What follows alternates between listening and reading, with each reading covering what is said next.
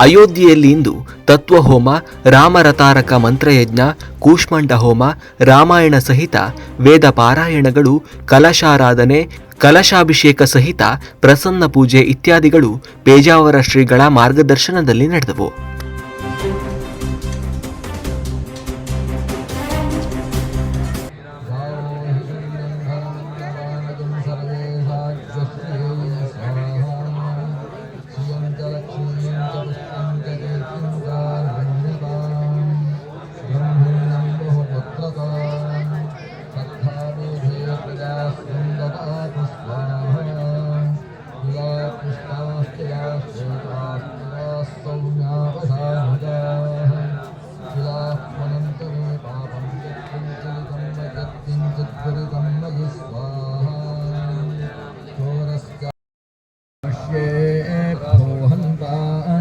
प्रजापतये स्वाहा